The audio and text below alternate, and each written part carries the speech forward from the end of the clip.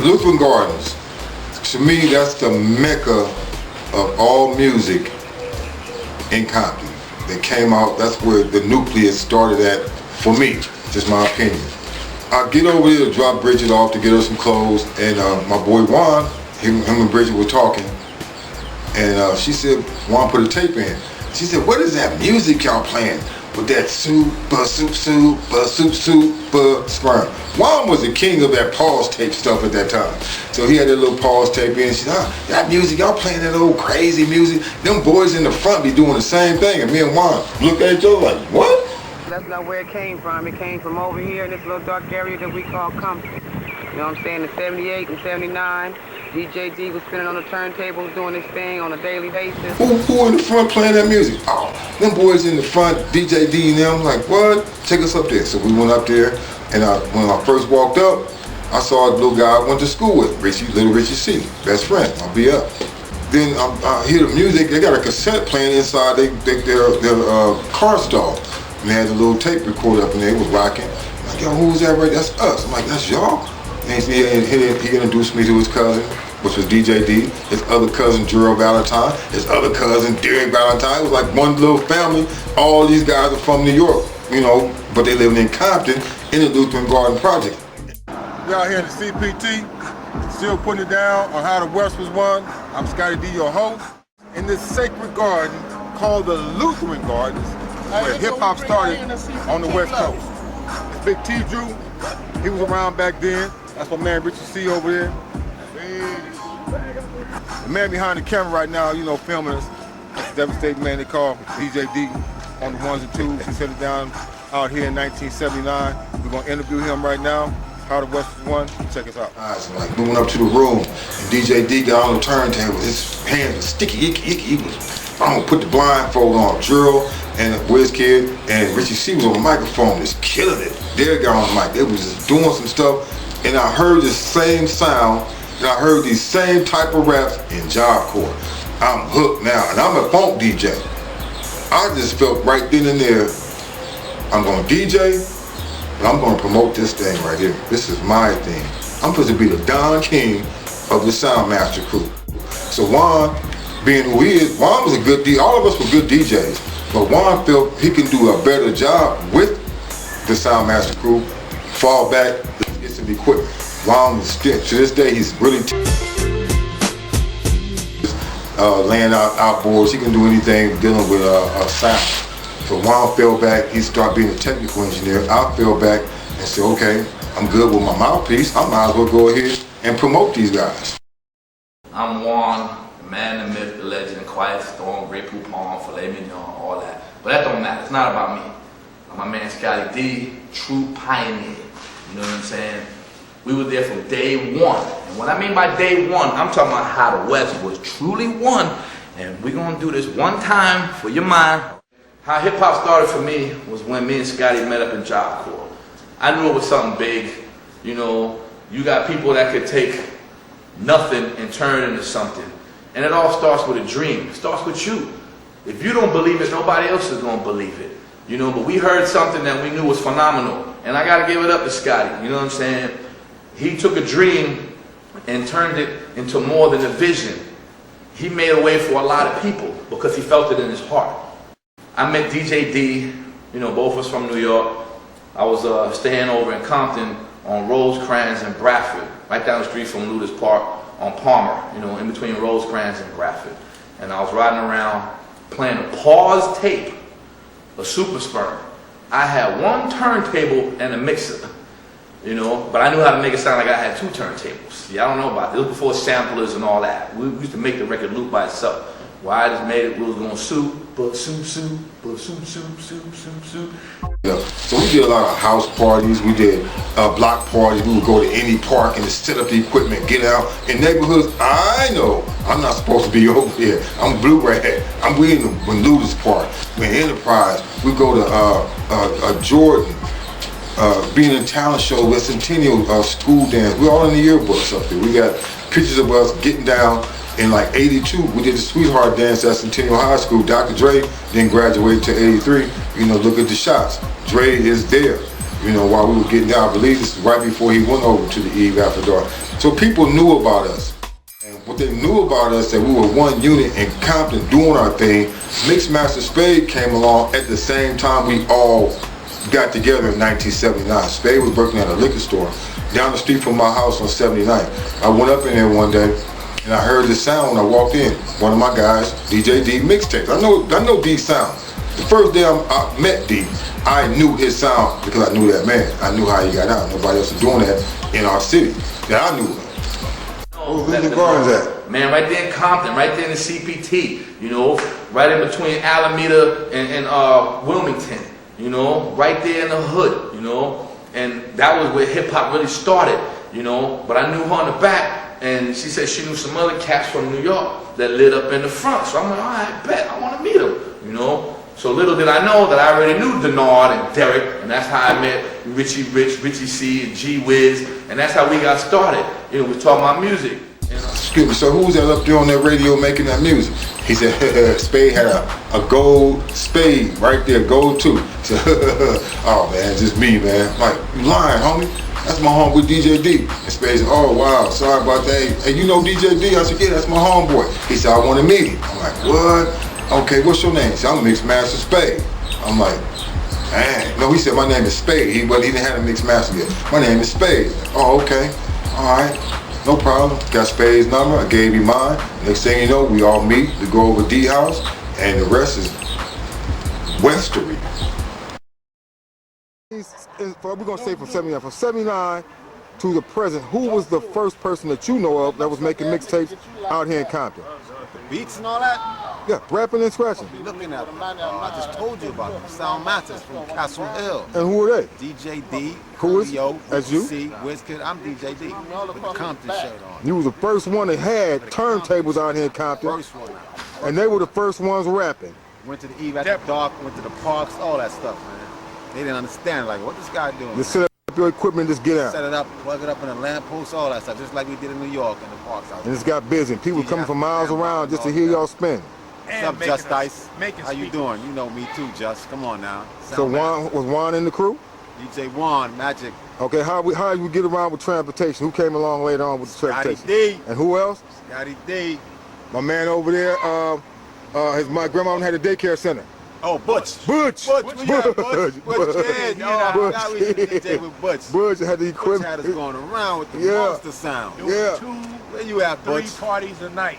Yeah, Butch had Every it going weekend. down. Butch had it going down. Yeah, he had Just the couldn't get sound that huge crowd like Uncle Jam's Army, right? That's right. Until that one We had night. enough of crowd. We had enough.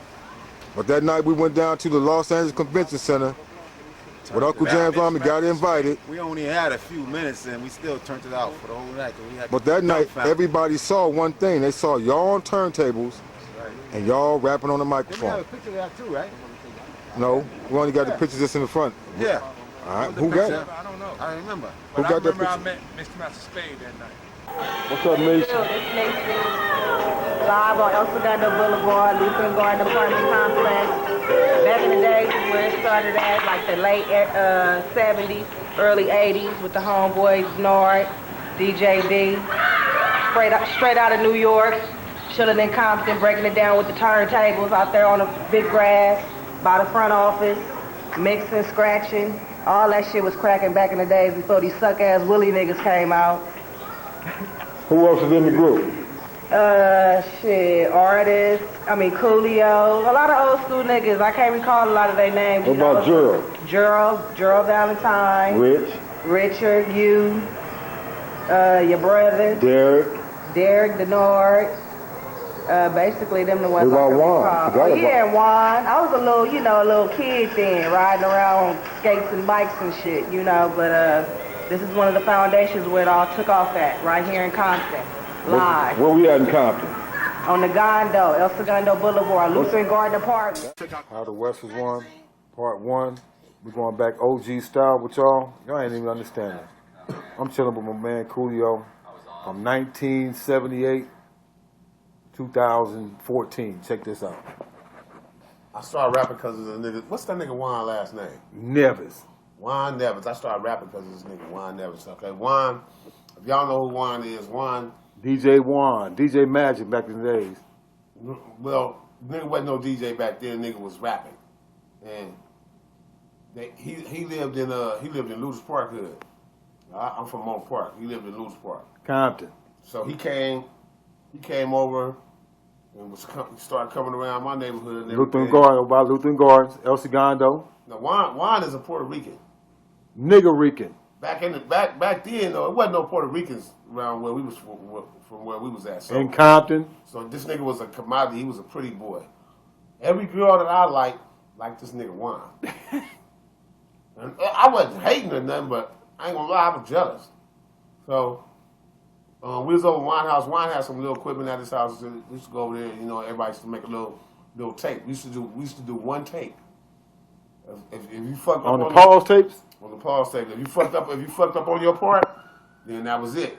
Like your part didn't come out right. You had a microphone and a cassette with the music going behind it. Pause tapes.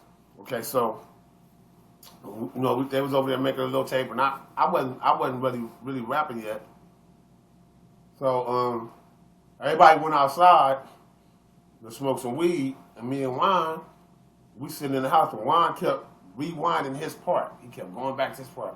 And then finally he said, "That sounds tight, huh? That's tight. You like that? You like that? That's cool, huh?" They wasn't even calling me Coolio yet.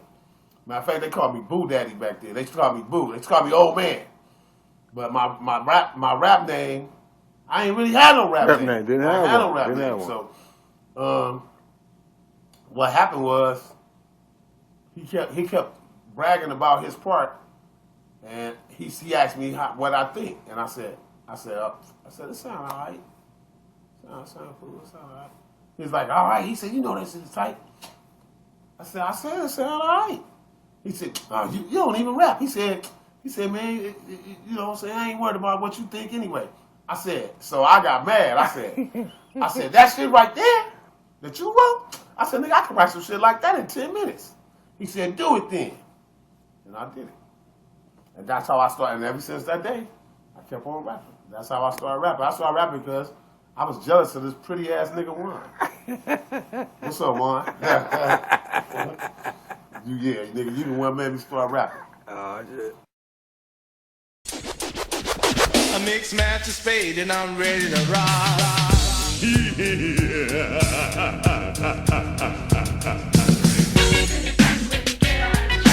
Make it illegal 100 different ways.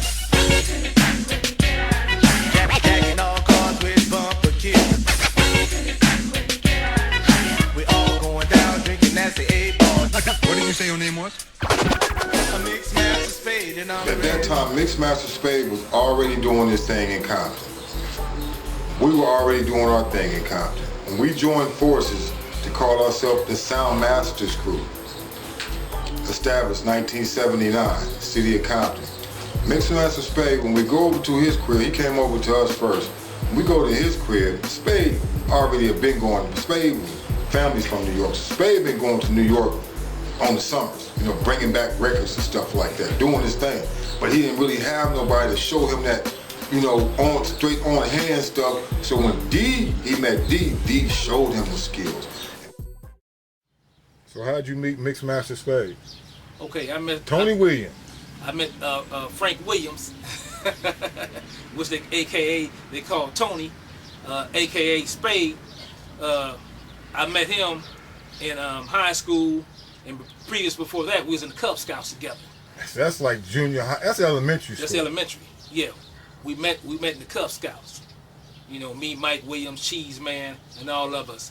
And you know, we used to go to the skating ring with the then parents and all that. The Rose Can skating ring which is a legend in Gardena. Rose Can and Van Ness. You know, a famous spot where all the lowriders hang out at. Then as we got older, and you know, Spade used to go to New York. That's where his pops was from. He used to go to New York every summer and learn the game out there for his mixing. And he the one that really brought it back to the West Coast. He was the first one. You know, he was coming back with the mixtapes and all that. I used to have some old tapes with, you know, they in New York talking about 5 Below Zero and all that live on the air, you know. But before then, we was just making mixes with the pause button and all that. Then Spade came with the mixing, and we picked it up, and he was rapping, you know, and we started just doing our thing. You know, if he did a rap, and he needed me on the turntables, you know, he put me on the turntables, you know. In honor of my man, Mr. Master Spade, who bought it to Compton, to the West Coast. Now remember, they in a different crew. Scotty's with the Soundmaster crew. You know, with Coolio was the lead rapper, and you had cats that was from Brooklyn, D and them. You know what I'm saying? DJ D and them. And lo and behold, what's his name? Just Ice was his lead rapper in New York, but then his whole family moved to Compton. So that started making sense because all of the rappers in Compton at that time had a master on their name. Skate Master T, you know what I'm saying? Miss Master Spade, okay? Master Rhyme, you know what I'm saying? Yes. So you can start seeing where the masters in the names came from. Everybody in Compton, a lot of the rappers' names was Master at first.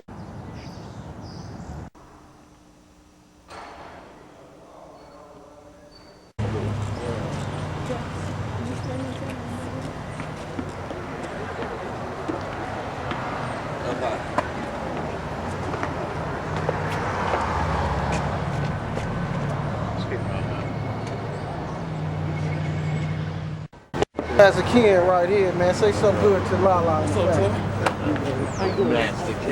up, Mixed Method Spades family. Mixed Method Spades, that's like my father in the rap game, you know.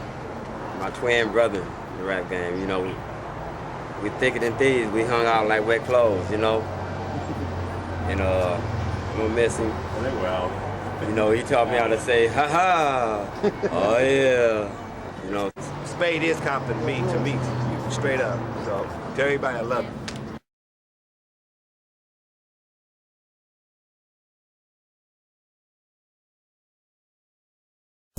So a little skinny kid that was in front of my store, he was there the next day. He got there before I got there.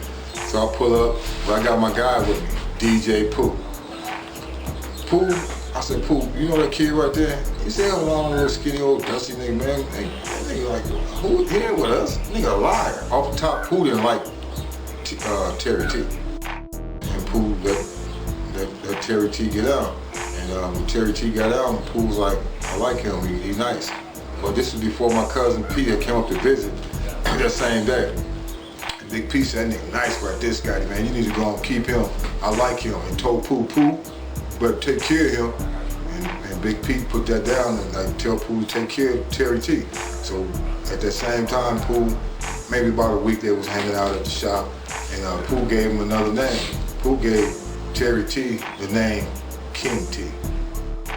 I came up with a name, we gotta be a crew. You know, we can't just go down there with our crew. So we named my name Total Control.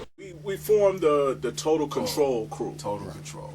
This is Scotty D's doing, all right? Because, you know, he's booking us on these shows with Roger Clayton, you know what I'm saying, and the Uncle Jam's Army. We're opening up for Real Roxanne and Beastie Boys, Ice-T, Dana Dane, all that. And we were called Total Control. And I made up some sweatsuits before that show happened. You know, I made all of them, J-Roll, Suave, DJ Pooh, King T. I made them all, I made me a jacket for it, you know, for the crew with our name on the back, Total Control. That was our crew. Everything just fell apart, nobody had a record, but you guys were doing shows. What were you guys' parents thinking? You guys hanging out at the shop all the time. What was that all about? Yeah, I would never forget the time you had to come to my house and ask my mom for permission to take me up to Oakland. And you came over to the house, my grandparents' house. Moms came downstairs, and you just explained to her that, you know, this is time. You know, I have a talent, and you know, you want to get me out, you know, to see other things. And she started thanking you, you know. My mom was like, shit, come, hurry up, take this on. Let me sign. You got a piece of paper, let me sign. I'll sign, you can have him. You can have him. Bye. So I called my friend at the time, still is my partner, old DJ Unknown. I said, Unknown, look, man, I got a group up here, man. You need to check him out, because I know he had a label at that time. You want to impress me? Buy a sweatsuit. I wasn't even like pressing up records. Even the Buckwheat and the King T stuff, I never really pressed them. I still got the reels right now. I could probably put it out and do something with it because these guys have went on to do bigger and better things. But Unknown came up there to the shop and he grabbed King T and Pooh and they went and was gone for a while, man, like days, and they came back with this song called Payback Some Mother. That was the first song that the New Yorkers ever played on the radio. I made my first record, Payback Some Mother. Scotty had hooked something up with Roger Clayton. Well, that was DJ Unknown. Yeah, but Roger Clayton introduced you to DJ Unknown. I've been knowing Unknown. I called Unknown and told him to come up there and check y'all out because y'all had something going on. Oh, okay. And Unknown came up there, checked y'all out. Matter of fact, he and took y'all with him. We was in the studio like the next week, and I did Payback Some Mother at Track Studio somewhere in Santa Monica, and we put it out. Back then, put it out, whatever. But DJ Pooh took it when he went to go work with LL Cool J with LA Posse. He took it out to New York, and New York was spinning it. They was the first to spin it, and Marley Marl, DJ Red Alert, Mr. Magic, and that's how I really got on the map. It was And they thought King T was from somewhere else because he was the first, to me, the first West Coast D-boy. I mean, he's a straight B-boy. They were influenced by New York because we Soundmaster crew is from New York City. And DJ D was always around these guys while they were back there doing that production stuff. D would come back out. You know, he had left Cali, but he came back out. You know, he started showing us some different stuff, and they were already influenced by New York, so they took that New York element and put it into their West Coast sound and came up with the King T Cali Hop. They came up with Cali Hop. That's right, J-Ro, Cali Hop. J-Ro came up with the name Cali Hop, and they separated themselves from what everybody else was doing, like NWA was coming out. Hammer, we went up to the Bay, met Hammer and his brother Louis Burrell, and I would put those records, the NWA song, King T song, and Hammer song in these. Every time I would send stuff out, I would put them songs in there for them guys, and I had people all over. J&D's Custom Sportswear was all over the United States. Every D-boy in every city had a store, and they would buy suits from us.